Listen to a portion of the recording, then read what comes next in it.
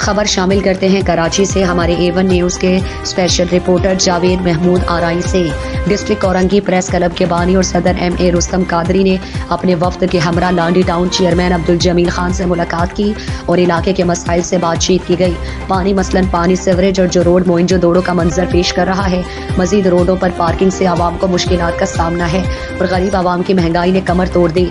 Chairman Abdul Jameel Khan ने district Orangi press club से मुलाकात के लिए आए हुए वफ्द की बातें सुनी और बताया कि अभी फंड शुरू नहीं हुए, इसके बावजूद सीवरेज के मसले पर काम शुरू किए हुए हैं, जो तकरीबन 8000 फीट सीवरेज लाइनें डाल चुके हैं और पानी के मसाइल के लिए बात चल रही है। पानी के लिए हमारा मुतालिबा है कि पानी कोटे के हिसाब से दिया जाए। दूसरे मरहले में पानी के मसाइल हल करना और रोड तामीरात हमारे मंसूबे में शामिल है। थोड़ा टाइम लगेगा, लेकिन इतनी उम्मीद ज़रूर रखें कि आवाम का पैसा आवाम पर खर्च होगा और किसी भी जायज़ मसले के लिए आए हम आपके साथ खड़े हैं। आवाम ने वोट देकर हमें खिदमत का मौका दिया है, हम आवाम की उम्मीद पर पूरा उतरने की भरपूर कोशिश करेंगे।